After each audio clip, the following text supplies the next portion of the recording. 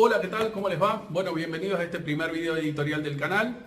Para los que no me conocen y nunca han visto un video editorial mío o una charla, mi nombre es Víctor Hugo Cantori, soy agente productor de agentes de negociación. Mi matrícula es la número 584 ante el organismo regulador que es Comisión Nacional de Valores y me dedico de manera profesional a dar consejos de inversión y asesoría financiera siempre en el marco del mercado de capitales. Como habrán visto en la plaquita anterior, nada de lo que escuchen aquí va a ser una recomendación de inversión o un consejo de compra de venta de algún valor negociable. Siempre que busquen un consejo o una recomendación de inversión, siempre que su asesor sea un asesor propio y que esté matriculado en Comisión Nacional de Valores, eso es fundamental por la protección del público inversor y la protección de ustedes. En realidad, ¿qué objetivo tienen estos videos editoriales? Primero, muchos de los clientes me dijeron, Víctor, sería buenísimo que compartas esto, que compartas estas charlas que a veces tenemos con el público, con la gente, que nos mantengas al tanto. Así que eso hice.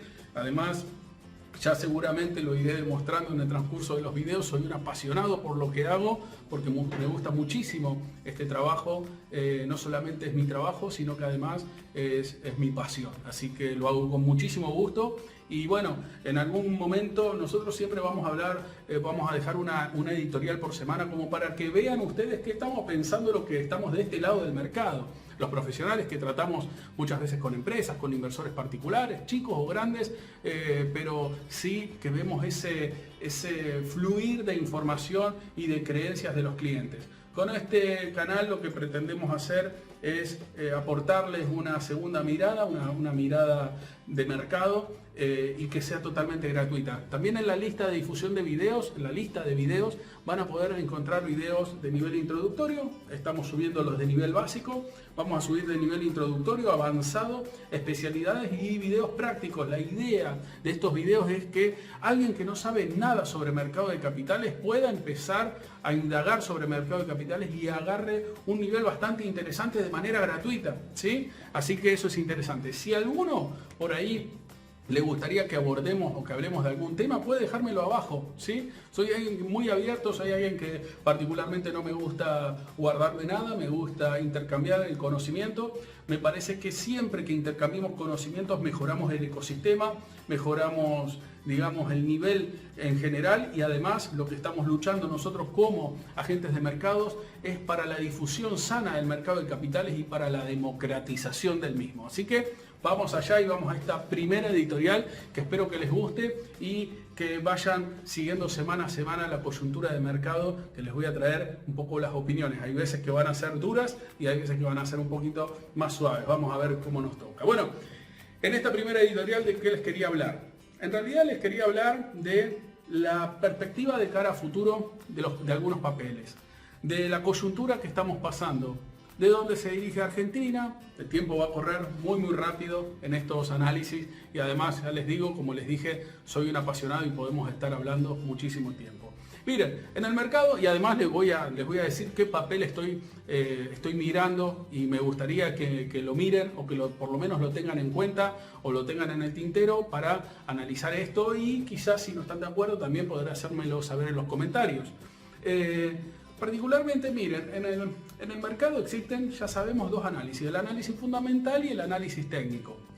Pero hay un tercer análisis del cual tendría y me había puesto a escribir, luego lo dejé, pero ya tengo que retomar para escribir sobre ese análisis, y es un tercer análisis.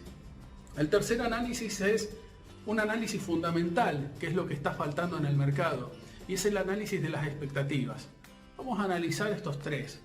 ¿Qué hace el análisis fundamental en definitiva? El análisis fundamental es ver los estados contables, ver en qué cantidad de acciones está dividida la empresa y traer a presente flujos de fondos futuros o proyectar y básicamente decir, ok, esta acción vale 120 y en el mercado tiene un valor de 100.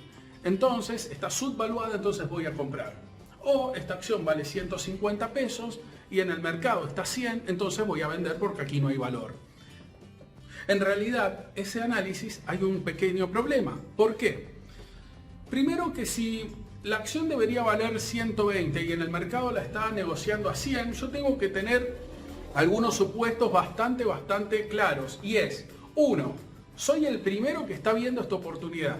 Recordemos que la información de los balances y demás es disparada a todo el mercado al mismo tiempo. Hay fondos de inversión, o sea, en el mercado nadie regala dinero. Hay fondos de inversión con innumerable cantidad de recursos que también están viendo la presentación de balances a ver si hay valor ahí. Entonces, tengo que decir, mira, yo encontré una acción subvaluada por análisis fundamental y encima además tomo posición primero. Porque si no tomo posición primero, ¿qué pasa? Me cierran esa brecha. Ahora, ¿qué sucede con este supuesto? Hay algún problema y yo quiero ir con una analogía que después se las voy a poner después de ver el análisis técnico. Entonces, cuidado, no estaré tomando alguna variable mal, estaré analizando bien. A lo mejor el balance y los números los estoy analizando perfectamente, estoy analizando a nivel de apalancamiento, de venta, de ganancias, pero a lo mejor no estoy analizando algún intangible. Por eso el tercer análisis es muchísimo más importante quizás que el propio presente de la empresa. Y ahora vamos a ir al análisis técnico, un análisis maravilloso. Para mí esa guerra entre analistas fundamentales y analistas técnicos es básicamente un desperdicio.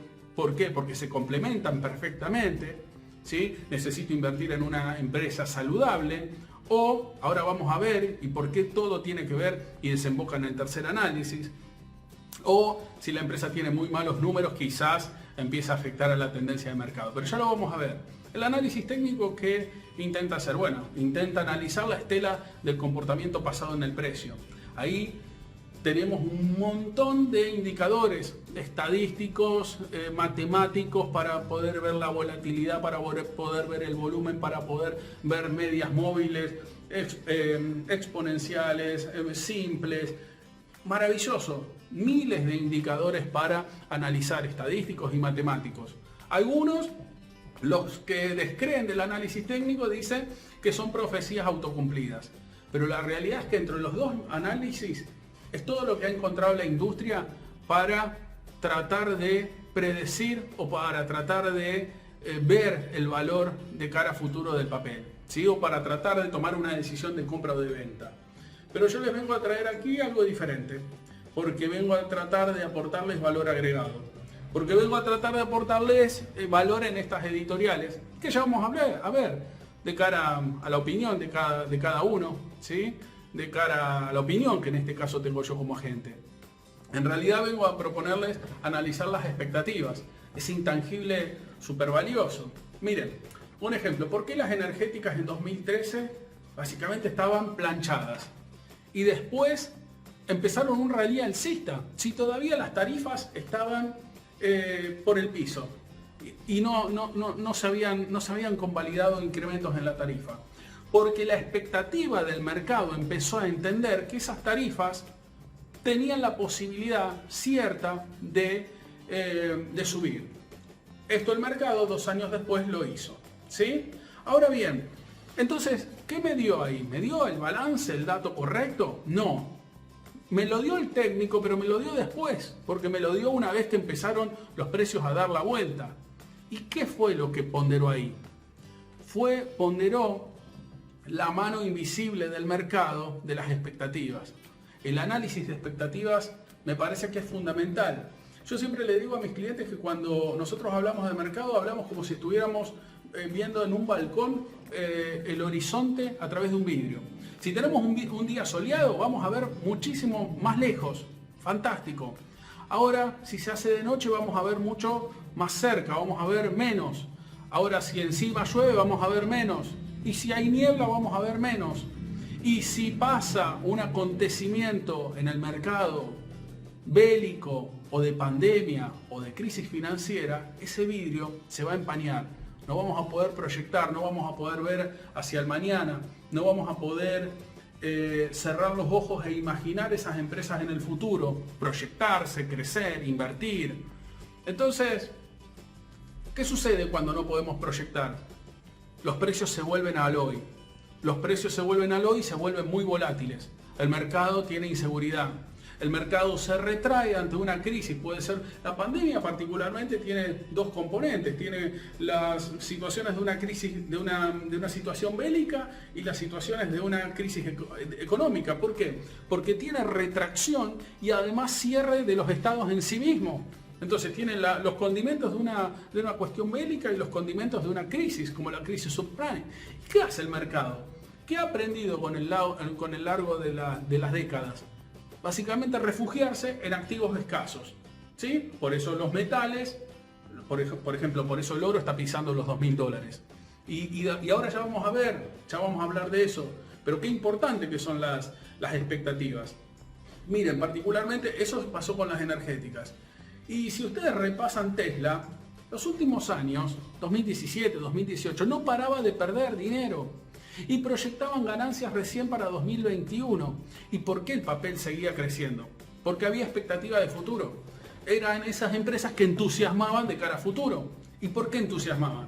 Y porque yo digo, pongo dinero hoy, si bien la empresa está dando pérdida, o sea, de análisis fundamental no me sirve, yo sé que esa empresa, si puede comercializar sus vehículos, y creo fervientemente como inversor que el futuro del mundo es eléctrico, entonces Tesla va a ser un gran jugador de cara a futuro. Es por eso que el americano seguía apostando, y inversores del mundo también, seguía apostando en la revalorización y en el rally alcista de Tesla, ¿sí? Y lo hemos visto también ahora, pero ahora ya vamos a ver cómo la capa monetaria empieza a jugar también. Entonces, qué importante. ¿Y dónde lo vemos también? Y lo vemos en Kodak. Lo vemos en Kodak. La historia de Kodak fue fantástica. ¿Por qué? Porque nos muestra cómo un líder de segmento como era Kodak en cámaras de fotos perdió su posición privilegiada en el mundo, superado por otros que quizás no tenían el know-how que tenían en cuanto a cámaras de fotos.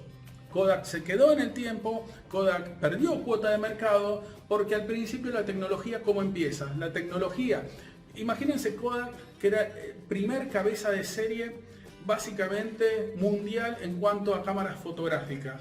Y por otro lado aparecían aparatos de comunicación lentos, caros y malos, y escasos, que eran los teléfonos celulares. A esos teléfonos celulares que funcionaban con baterías, que eran caros y demás, le pusieron una cámara. La cámara era mala, era fea la foto y demás. Entonces Kodak dice, esta tecnología ni siquiera vale la pena analizarla. Finalmente los celulares se masificaron, las cámaras se volvieron muchísimo más sofisticadas y hoy tenemos todo incorporado dentro de un dispositivo móvil. Entonces Kodak particularmente perdió esa cuota de mercado. El ejemplo lo pueden leer y lo pueden buscar en innumerables artículos y en innumerable cantidad de material. Ese ejemplo también es como el análisis de las expectativas ahí falló. Es importante que entendamos que las expectativas de cara a futuro hacen todo. Y miren, en realidad a mí me gustan en realidad los rubros en que yo pueda cerrar los ojos y pueda verlos que están todavía en 10 años, independientemente de lo que estén pasando. Entonces, ¿ustedes creen que el futuro es eléctrico? Sí. Perfecto. Entonces Tesla no pueden negar que puede ser un gran jugador. ¿Puede ser desplazado después por otro? Sí, absolutamente. Pero hoy Tesla de cara a futuro está bastante bien posicionado. Ahora bien, ¿ustedes creen que el futuro no va a incluir de ninguna manera alimentos artificiales o alimentos sintéticos? Bien, fantástico. Entonces no hay ningún problema con invertir en la producción de alimentos tradicional. Ahora, si hoy estamos invirtiendo en la producción de alimentos tradicional y creemos que el futuro tiene parte de alimentos sintéticos, si el rubro donde estamos invirtiendo no tiene una pata de biotecnología posicionada en esa parte, yo no estaría demasiado conforme. ¿Me explico a dónde voy?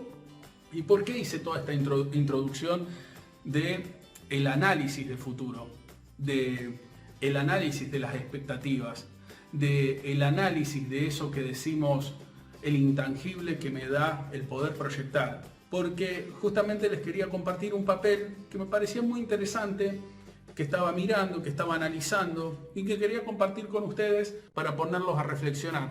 Este canal también lo que tiene es que vamos a reflexionar juntos, ¿sí? Les voy a traer no solamente mi mirada, sino que además yo me ocupo de contestar a los comentarios y de poder aportarles valor agregado.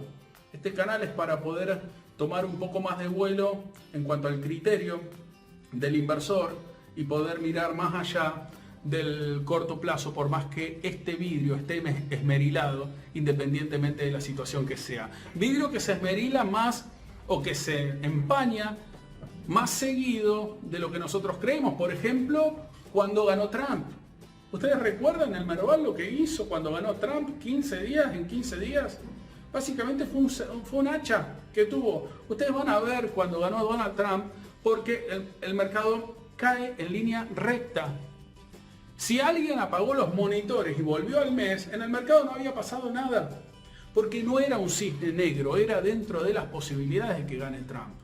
¿Ok? Así que eso es importante también, empezar a poner la cabeza fría, empezar a tomar ese feeling de mercado para empezar a tomar mejores decisiones de inversión y sabiendo que las inversiones no son de 15 días, de 20 días, de 30 días, sino que muchas de ellas van a tener una progresión en el tiempo para ver el mediano y el largo plazo. Miren, uno de los papeles que ya creo que la introducción está hecha, está realizada. Uno de los papeles que estaba mirando y estaba viendo con detenimiento, que me llamaba mucho la atención, en donde cerraba los ojos y decía, este papel puede tener perspectiva de futuro, era Nvidia. ¿Sí? Nvidia lo van a encontrar con el ticker de NVDA. Particularmente es algo que me llamó la atención. ¿Por qué? Porque se dedica, como ya muchos sabrán, a la fabricación al desarrollo de tarjetas gráficas. Las tarjetas gráficas son para las computadoras, ¿sí? Pueden ser para digamos, renderizar cuestiones de video y demás, pero también para jugar a videojuegos. Pero, ¿qué utilidad tienen? Las del procesamiento de cálculos son muy buenas para procesar y resolver cálculos matemáticos, ¿sí? Tienen mucho procesamiento de datos. ¿Por qué? Porque los videojuegos tienen que básicamente procesar muchos gráficos y mucha información. Ahora bien, ¿para qué sirve esto? Sirve para la minería de datos y para la validación de los datos de las blockchain, de las criptomonedas. Entonces, ¿cómo relacionamos dos mundos? Si ustedes creen, así como la movilidad eléctrica, que el futuro financiero o de las finanzas tiene que ver con la criptoeconomía, cuidado que las placas de video o las empresas que inviertan en placas de video pueden llegar a ser muy interesantes. ¿Y quiénes son los dueños de Nvidia? Interesante. Particularmente tiene un inversor de Taiwán, pero después los otros dos dueños, digamos, que llevan adelante la empresa, seguramente los hayan escuchado nombrar en este último tiempo. Uno es el fondo Fidelity y el otro es el fondo BlackRock. Así que interesante como para que vayan indagando, porque estos fondos, que son fondos muy fuertes, están invirtiendo, o en realidad son dueños de una empresa que desarrolla placas de video. Bien, habrá muchos que digan, ok, pero ¿y las criptomonedas?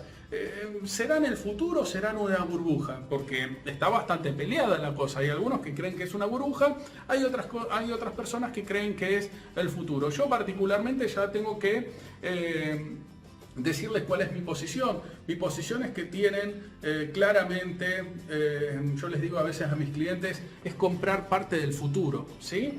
¿Por qué? Miren, particularmente cuando hay estas dos visiones en el mercado, nosotros tenemos que diferenciar de si es una burbuja o si es una curva S.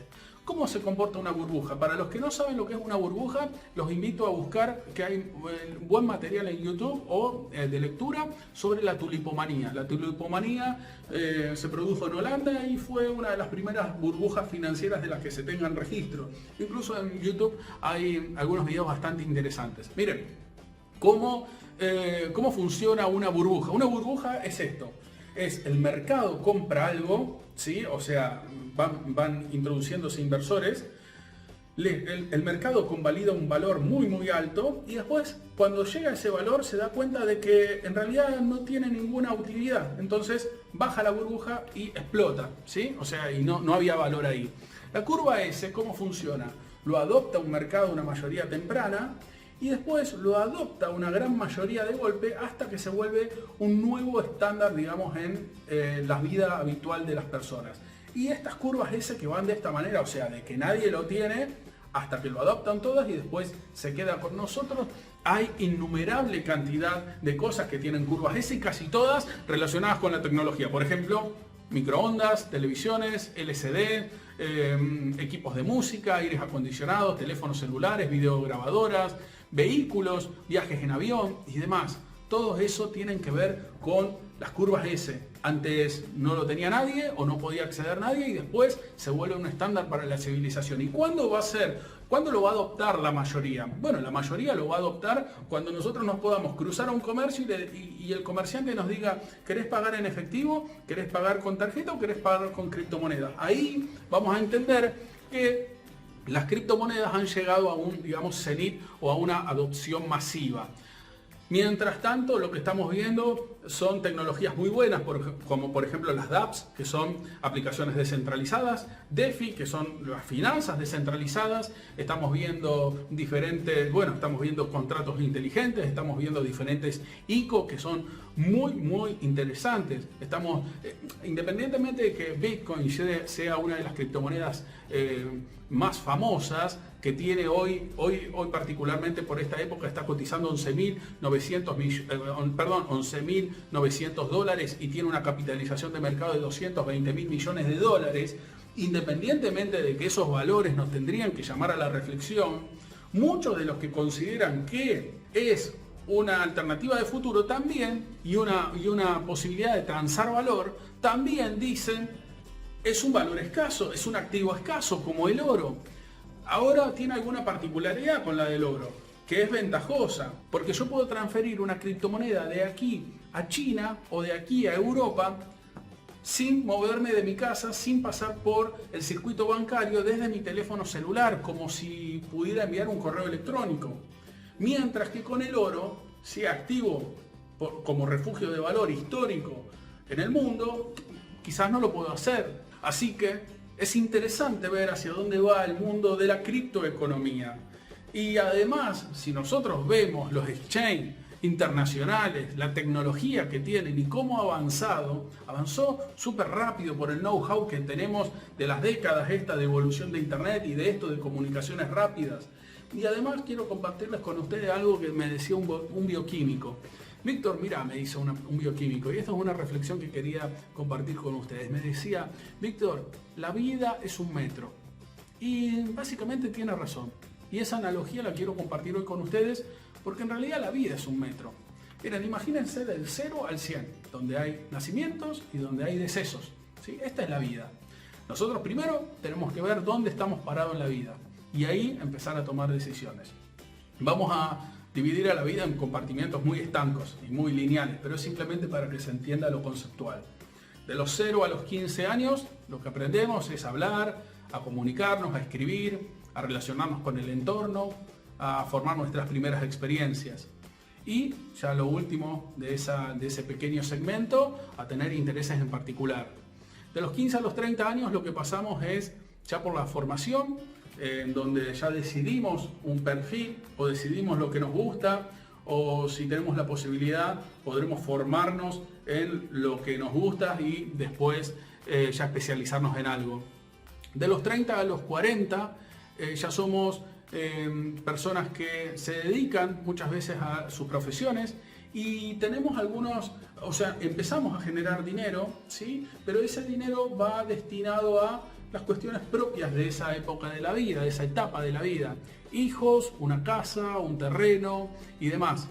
De 40 a 50 años empezamos a tener las cuestiones del segmento anterior ya resuelta y nuestro dinero que nos va ingresando relativamente es mayor, la capacidad de ahorro, y ya empezamos a proyectar cuestiones para la próxima generación, para los hijos y demás.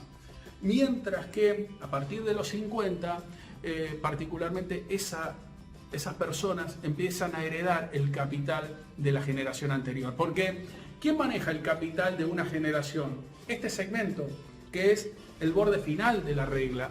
Y en este cambio generacional tenemos un desafío muy importante. ¿Por qué? porque están conviviendo en esta generación personas que crecieron con una tecnología analógica contra nativos digitales. Y yo particularmente tengo 38 años y me considero que soy grande en este caso para las criptomonedas. Esta tecnología está creada para los chicos que hoy tienen 4 años. Esta tecnología está pensada cuando ellos vayan escalando en esta regla y pasar de usuarios a consumidores, ¿sí? Imagínense ¿cuál es el hilo más delgado que tenemos en este mercado que tenemos ahora? Como están dadas las cosas, en este statu quo actual. ¿Cuál es el hilo más delgado? Nosotros, las personas. Los legisladores o las partes gubernamentales están de este lado de la regla. Difícilmente puedan legislar sobre esta parte, sobre una tecnología que quizás no entienden. Difícilmente puedan legislar sobre un comercio electrónico que tiene perspectiva de 15 años. Y podríamos hablar bastante de este tema. Entonces, ¿por qué estas criptomonedas no participaron fondos de inversión que dominan muchísimo el ámbito de las finanzas y no tomaron participación mayoritaria? Porque los fondos de inversión también tienen gestores que están en esta parte de la regla y sus clientes están en esta parte de la regla.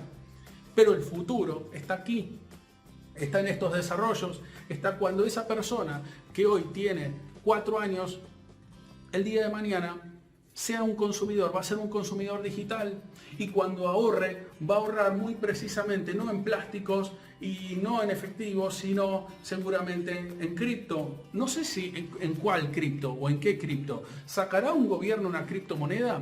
¿Perderá el beneficio de la descentralización de este tipo de activos? Que es lo que justamente provoca esa seguridad, esa sensación de libertad. Y particularmente si Argentina se dirige a una nueva crisis, esta lo agarra la gente muchísimo mejor. Lo único que falta también es información, y eso ya lo vamos a ver con el tema de la criptoeconomía.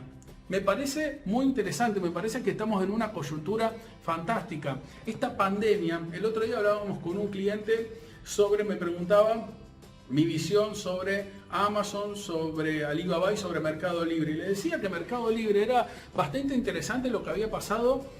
¿Por qué? Alibaba es un portal de comercio electrónico de retail a nivel mundial. Va dirigido hacia un gran público, ¿sí? Mucho de ello digitalizado obviamente y ya más experimentado si se quiere. Amazon también, ¿sí? Va a un público muy experimentado. Pero Mercado Libre, con la unidad de negocio de toda Latinoamérica, ¿qué vino a hacer una pandemia? Vino a acelerar procesos de digitalización muy interesantes para el comercio. Proceso de digitalización en un, sector del mundo que no lo tenía tan arraigado como otro. Entonces ese proceso de digitalización no solamente va a cambiar procesos, no solamente va a cambiar maneras de trabajo, no solamente va a cambiar la manera en que empresas de primer nivel y ¿por qué no minoristas vendan o ataquen a sus consumidores? Sino que además va a cambiar de manera radical este miedo que tenía la gente a consumir a través o a comprar a través de Internet. La pandemia lo que vino a hacer es acelerar el proceso de digitalización, lo que coloca muchísimo más a criptoactivos en el radar ante la posibilidad de uso. ¿Sí? Eso es muy importante. Entonces, interesante esto lo de Mercado Libre que les acabo de comentar. Interesante esta empresa como Nvidia de perspectiva de futuro. Es una empresa bastante interesante, me parece, para traérsela. Hoy vamos a ver esta empresa, después seguramente en el transcurso de las editoriales vamos a ver algunas más. Pero bueno, sin irnos demasiado, porque yo puedo estar hablando horas, vamos a ver un poco la coyuntura del mercado, ¿sí? Argentina, no sé si habrán visto las noticias, están evaluando mantener o no los 200 dólares de cupo para que la gente pueda comprar dólares. Particularmente hace algunos meses me habían invitado a dar una charla, si no recuerdo mal fue en el mes de mayo, en donde yo les decía, olvídense que este cupo de 200 dólares viene largo. No vamos a llegar a diciembre pudiendo comprar 200 dólares. Por suerte esto queda grabado, así que está bueno para que lo repasen y después obviamente pueden dejar en cualquier momento los comentarios abajo. No vamos a llegar a diciembre con el cupo de 200 dólares. ¿Sí? Las reservas están sufriendo mucho, el mercado argentino está sufriendo mucho y particularmente la tasa de interés que tenemos es negativa. Entonces, con un dólar, y ahora ya sí nos metimos en coyuntura y quizás nos metimos en lo que muchos venían a buscar quizás, el dólar en lo que va del año ha subido un 70%, con un plazo fijo común al público en general que le está rindiendo en torno al 32-33%. Tasa negativa. Y por delante, ¿qué tenemos? Y por delante tenemos o nosotros hacemos cambios radicales para arreglar esta economía, o el tratar de absorber esta masa de dinero va a ser meterle esteroides a un problema que se nos va a volver inmanejable. Seguramente el año que viene tengamos 3 dígitos de inflación, ¿sí? Y siempre que ha habido 3 dígitos de inflación, al año siguiente es bastante malo lo que ocurre. Así que las empresas argentinas están un poco castigadas. Por ejemplo, recién hablamos de Tesla.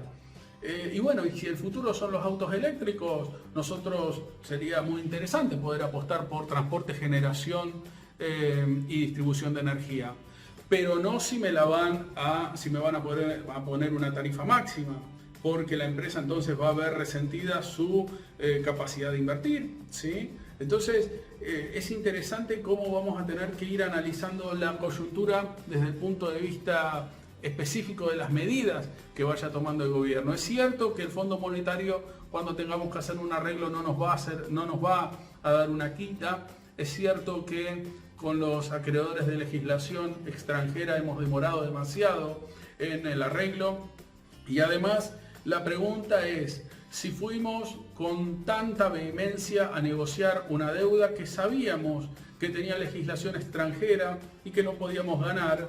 La pregunta es, ¿qué va a pasar con los bonistas locales que de atrás tienen a legislación nacional? Entonces eso también es una pregunta que tiene que ver con el futuro, con la expectativa, con si nos entusiasma el mercado local o si no, con qué presión sobre el tipo de cambio va a haber, con si va a bajar la carga impositiva para que la gente pueda generar trabajo, o si por ahí, por el contrario, vamos a seguir reprimiendo la generación de riqueza, de trabajo, y no vamos a atraer capital. El capital que tenemos que atraer es el capital que mueve el amperímetro en cuanto a cuestiones de empleo. Y si yo les pregunto hoy, con plantas bloqueadas quizás por ahí de Mercado Libre y demás, y yo les pregunto hoy si ustedes tuvieran una empresa, una multinacional, que pudieran tener el lujo de decidir en qué país de Latinoamérica se van a radicar, ¿en cuál país se radicarían? ¿Se radicarían en Uruguay? ¿Se radicarían en Argentina, en Brasil o en Chile? ¿Cuál les ofrece una previsibilidad a futuro, tanto legal como en cuanto a facilidad de negocios? Y miren, en un país tenemos al segundo prácticamente país con la mayor inflación del planeta, y todavía nosotros no podemos solucionarlo. Entonces, de cara a lo que viene, me parece que tenemos desafíos muy importantes como sociedad. Me parece que vayamos a ser el país con la mayor caída del PBI en el mundo nos va a dar un golpe muy fuerte. Me parece que de cara a futuro tenemos una economía que va a sufrir muchísimo. Por otro lado, y siempre lo analizo con mis clientes en mi oficina, lo que vemos también es un mercado inmobiliario bajo estrés, financiero absolutamente bajo estrés, y les hago una comparación muy sencilla. Supónganse que retrotráiganse a un recibo de sueldo cualquier persona el año pasado, ¿sí? Tipo de cambio 45 pesos, ¿sí? la persona ganaba esto, ¿ok? En pesos. Divídanlo por 45, ganaba esto. Vamos a suponer que una persona puede pagar el 30% de su salario en un alquiler, ¿ok? Ahora bien, dividan el salario de esa persona por 125, que hoy, particularmente que el viernes cerró el dólar MEP, y van a ver que esa persona gana el 60% menos en dólares. Entonces pregunto, ¿esa persona puede seguir pagando el mismo porcentaje? El mismo porcentaje de su salario. Entonces los inmuebles son menores generadores de dólares. ¿Y qué tasa están generando los inmuebles? Y están generando en algunos lados el 1,5, el 1,4, el 1,2, el 1,8% anual en dólares. ¿De verdad alguien va a invertir $100.000 para obtener 13.000 pesos de alquiler? O si me lo dejan con alguna cortesía en el cálculo, ¿de verdad voy a invertir $100.000 para tener $100 por mes? O sea, $1.200 al año, o sea, 1,2% de renta por año. ¿De verdad lo voy a enterrar en algo que no puedo disponer, que además tengo amortización y que además tengo riesgo de no locación? Y que además, ¿por qué no puedo llegar a tener riesgo de una ley de alquileres? ¿De verdad me lo están diciendo? ¿De verdad me están diciendo que no saco? ¿Pero por qué? ¿Qué número manda en el mercado inmobiliario? El número que manda en el mercado inmobiliario es el 4. Si yo tengo que hacer una inversión inmobiliaria, históricamente mando el 4. 3,5, 4, 4,5. Porque si vamos a Uruguay, podemos hacer una inversión al 4. Si vamos a Miami, podemos hacer una inversión del 4, del 5. Entonces, ¿por qué en Argentina tenemos que hacer una inversión del 1,5? ¿Saben qué pasa? La propiedad, el inmueble, es lo que menos el argentino está dispuesto a negociar. Uno puede negociar cualquier cosa, pero en el inmueble uno dice, bueno, está ese precio. Entonces, si yo voy a un inmueble que vale $100.000 y genera 13.000 pesos de renta, no cierran los números. No cierran los números. Ahora, uno le pregunta al agente inmobiliario, ¿se le puede subir mañana mismo el precio del alquiler 250%? Y el agente inmobiliario dice, no, porque se va el inquilino. Ok, el mercado no lo machea. Entonces, ¿qué sucede? Ese inmueble, si no le podés subir el 250% mañana de alquiler, no vale $100.000, vale 48.000. En el medio, todas las combinaciones posibles. Que le suba un poco y el inmueble vale menos. Pero estamos bajo un estrés financiero importante. Y cuando la gente dice, hay una gráfica de Miguel Ángel Bogiano muy interesante en donde muestra los ciclos del mercado inmobiliario. ¿Qué pasa con el precio del metro cuadrado cuando el tipo de cambio se dispara? Y es que baja abruptamente. ¿Sí? Así que es muy interesante esa gráfica, se las recomiendo. Creo que la he subido a mi Pinterest, ¿sí? Mírenla porque es muy interesante. Y además lo que se puede ver ahí es que los ciclos del mercado inmobiliario en realidad duran entre 10, 12 y 15 años. Es muy interesante y se las recomiendo mucho. Entonces uno dice, bueno, pero a ver, ¿qué alternativas tiene reales el argentino? El argentino real, ¿qué hace? Y hace 3 cosas.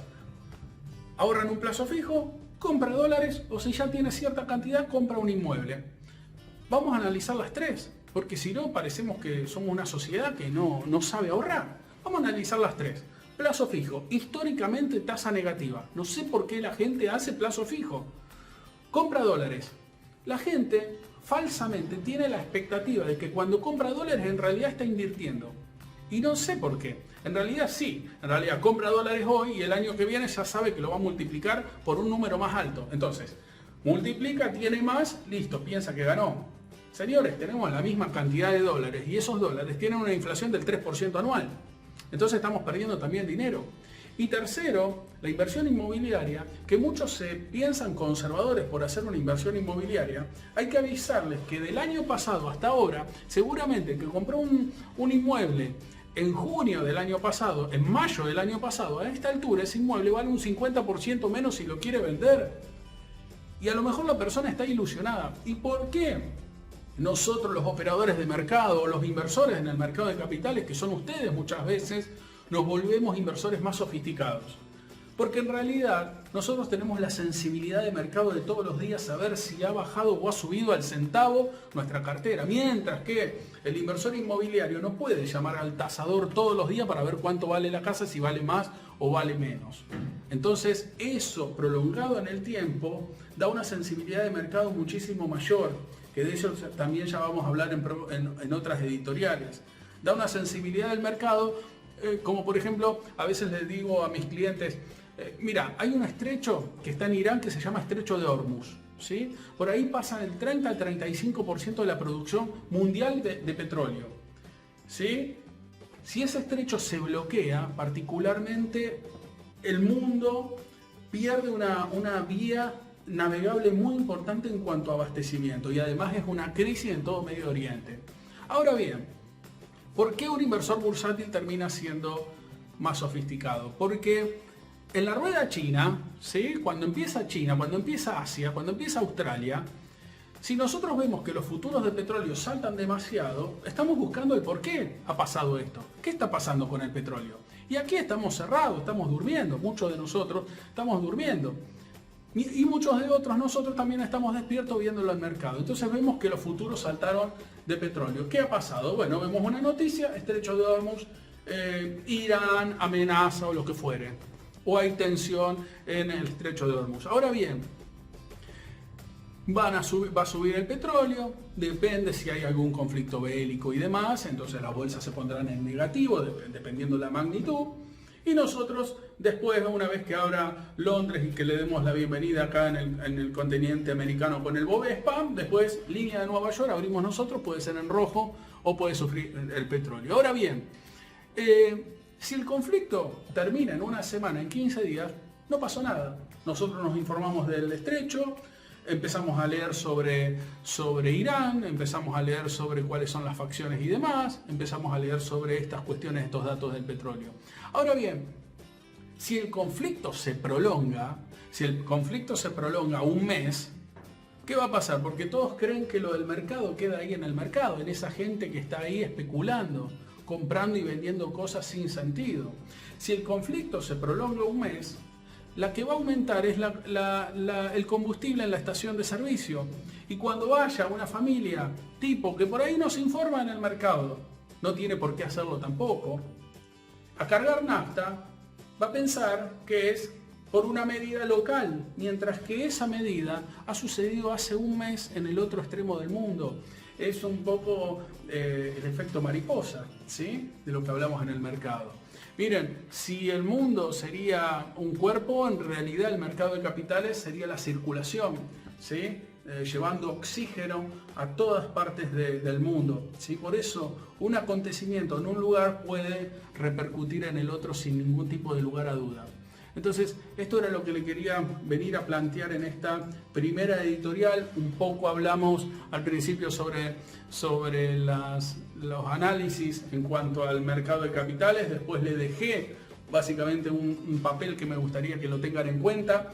Y finalmente, una breve pincelada en cuanto a coyuntura y demás. Me parece que van a ser semanas muy ricas las que vayan por delante. Me parece que hay información para analizar todos los días. En este caso simplemente les quise, digamos, dar algunos datos como para empezar a ver, como para empezar a que conozcan este canal, este espacio. Todo lo que tengan para decírmelo, también pueden decírmelo en los comentarios. Vamos a ir charlando, la idea es una vez por semana. Pueden irme comentando los videos, no hay ningún problema si quieren que charlemos de algún tema en particular. Como les dije al principio, soy un apasionado por lo que hago, soy un apasionado en el mercado, ¿sí? Así que no dejen, siempre contesto a todos los mensajes, si a veces me demoro un poco es por la carga de trabajo, pero no dejen de comentarme. La idea es poder formar un espacio, que hablemos, que charlemos de mercado, de esto que nos gusta, de esto que nos apasiona.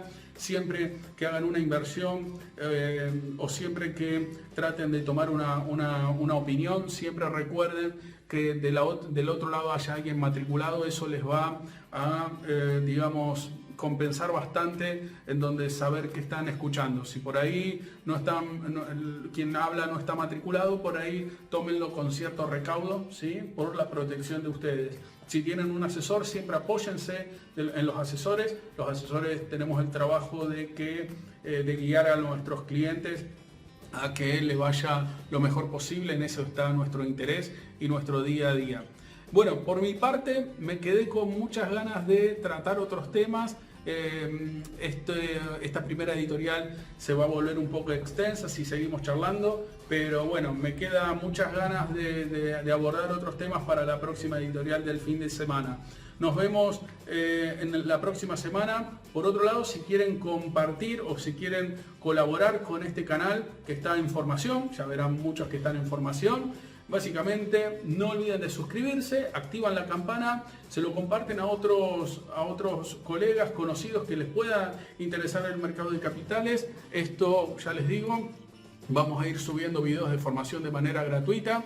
La idea es democratizar el mercado de capitales, abrirlo para todos, empezar a poder proyectar más allá de lo que tenemos en el día a día y de mejorar la herramienta de ahorro y de inversión para todos. Los veo en el próximo video, les mando un gran abrazo, no dejen de dejarme en los comentarios. Un gran abrazo, hasta la próxima semana.